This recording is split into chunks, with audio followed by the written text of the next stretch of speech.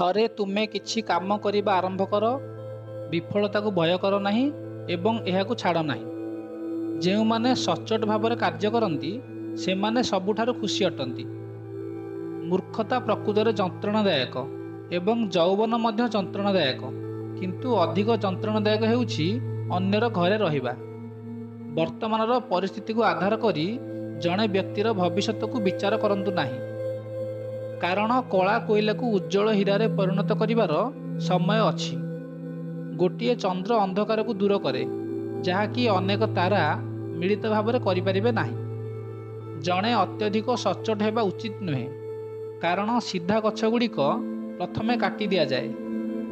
ଟଙ୍କା, ବନ୍ଧୁ, ପତ୍ନୀ ଏବଂ ରାଜ୍ୟ ପୁନରୁଦ୍ଧାର ହୋଇପାରିବ, କିନ୍ତୁ ଯଦି ଶରୀର ନଷ୍ଟ ହୋଇଯାଏ ତେବେ ତାହା ପୁନରୁଦ୍ଧାର ହୋଇପାରିବ ନାହିଁ। ଅସୁସ୍ଥତା, ଦୁର୍ଭାଗ୍ୟ, ଦୁର୍ଭିକ୍ଷ ଏବଂ ଆକ୍ରମଣ ସମୟରେ ଯିଏ ତୁମକୁ ସାହାଯ୍ୟ କରେ ସେ ପ୍ରକୃତ ଅର୍ଥରେ ତୁମର ପ୍ରକୃତ ଭାଇ। ଯେପରି ଏକ ଶୁଖିଲା ଗଛ ନିଆଁକୁ ଆୟତ୍ତ କଲାବେଳେ ସମଗ୍ର ଜଙ୍ଗଲକୁ ଜାଳିଦିଏ, ସେହିଭଳି ଏକ ମନ୍ଦ ପୁଅ ସମଗ୍ର ପରିବାରକୁ ନଷ୍ଟ କରିଦିଏ। ତୁମର ଟଙ୍କା କେବଳ ଯୋଗ୍ୟମାନଙ୍କୁ ଦିଅ ଏବଂ ଅନ୍ୟମାନଙ୍କୁ କେବେ ବି ଦିଅ ନାହିଁ। ମେଘ ଦ୍ୱାରା ଗ୍ରହଣ କରାଯାଇଥିବା ସମୁଦ୍ର ଜଳ ସର୍ବଦା ମଧୁର ଅଟେ। କଣ୍ଟା ଏବଂ ମନ୍ଦ ଲୋକମାନଙ୍କ ସହିତ ମୁକାବିଲା କରିବାର ଦୁଇଟି ଉପାୟ ଅଛି। ଗୋଟିଏ ହେଉଛି ସେମାନଙ୍କୁ ଚୂର୍ଣ୍ଣ କରିବା ଏବଂ ଅନ୍ୟଟି ହେଉଛି ସେମାନଙ୍କ ଠାରୁ ଦୂରରେ ରହିବା। ଜ୍ଞାନୀ ପୁରୁଷମାନେ ସର୍ବଦା ନିଜ ପୁଅମାନଙ୍କୁ ବିଭିନ୍ନ ନୈତିକ ଉପାୟରେ ବଢ଼ାଇବା ଉଚିତ, କାରଣ ଯେଉଁମାନଙ୍କର ନୈତିକତା ବିଷୟରେ ଜ୍ଞାନ ଅଛି ଏବଂ ସେମାନେ ଭଲ ଆଚରଣ କରନ୍ତି ସେମାନଙ୍କ ପରିବାର ପାଇଁ ଗର୍ବ ହୋଇଥାନ୍ତି। ଭଗବାନ କାଠ ମୂର୍ତ୍ତି, ପଥର କିମ୍ବା ମାଟିରେ ବାସ କରନ୍ତି ନାହିଁ, ସେ ଆମର ଭାବନାରେ, ଆମର ଚିନ୍ତାଧାରାରେ ରୁହନ୍ତି।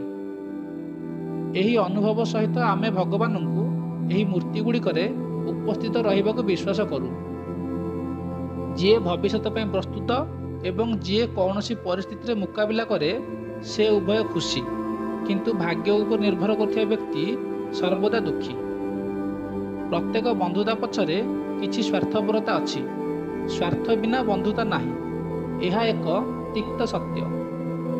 ସେହି ବ୍ୟକ୍ତିଙ୍କ ଠାରୁ ଦୂରରେ ରୁହ ଯିଏ ତୁମ ସହିତ ମଧୁର କଥା ହୁଏ କିନ୍ତୁ ତୁମ ପିଠି ପଛରେ ଛୁରୀ ଭୁଷିବାକୁ ଚେଷ୍ଟା କରେ, କାରଣ ସେ କ୍ଷୀର ସହିତ ବିଷରେ ପରିପୂର୍ଣ୍ଣ ପାତ୍ର ପରି। ଅପମାନିତ ହେବା ଏବଂ ଜୀବନ ରକ୍ଷା କରିବା ଅପେକ୍ଷା ମରିବା ଭଲ।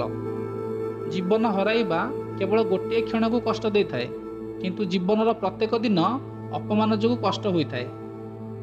ଯାହା ଘଟିଛି ସେଥିପାଇଁ ଆମେ ବିବ୍ରତ ହେବା ଉଚିତ ନୁହେଁ କିମ୍ବା ଭବିଷ୍ୟତ ବିଷୟରେ ଚିନ୍ତା କରିବା ଉଚିତ ନୁହେଁ।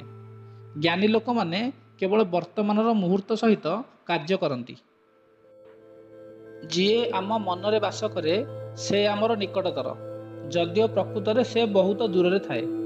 କିନ୍ତୁ ଆମ ହୃଦୟରେ ଯିଏ ନାହିଁ ସିଏ ବହୁତ ଦୂରରେ ଥାଏ, ଯଦିଓ ସେ ପ୍ରକୃତରେ ନିକଟତର ହୋଇଥାଏ।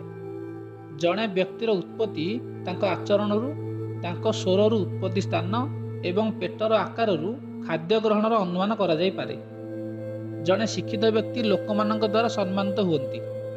ଜଣେ ଶିକ୍ଷିତ ବ୍ୟକ୍ତି ତାଙ୍କ ଜ୍ଞାନ ପାଇଁ ସର୍ବତ୍ର ସମ୍ମାନ ପାଇଥାଏ। ବାସ୍ତବରେ ଜ୍ଞାନକୁ ସର୍ବତ୍ର ସମ୍ମାନ ଦିଆଯାଏ।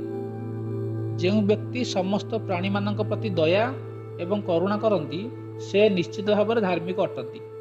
ତାଙ୍କର ଧାର୍ମିକତା ପ୍ରମାଣ କରିବାକୁ ତାଙ୍କୁ କୌଣସି ଧାର୍ମିକ ପ୍ରତୀକ କିମ୍ବା ଚିହ୍ନର ଆବଶ୍ୟକତା ନାହିଁ।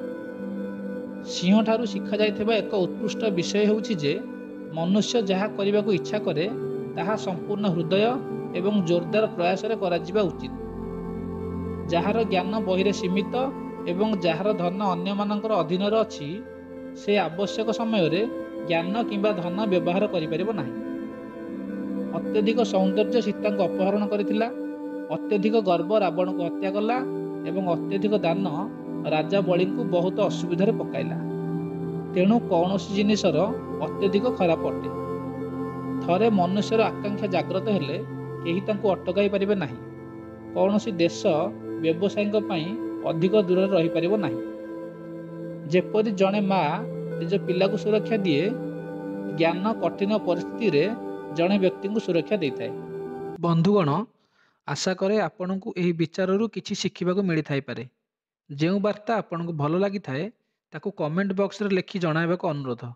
ଦୟାକରି ଚ୍ୟାନେଲକୁ ସବସ୍କ୍ରାଇବ୍ କରନ୍ତୁ ଏବଂ ଏହିଭଳି ନୂଆ ନୂଆ ଭିଡ଼ିଓର ନୋଟିଫିକେସନ୍ ପାଇବା ପାଇଁ ପାଖରେ ଥିବା ବେଲ୍ ଆଇକନ୍କୁ ପ୍ରେସ୍ କରିବାକୁ ଭୁଲନ୍ତୁ ନାହିଁ।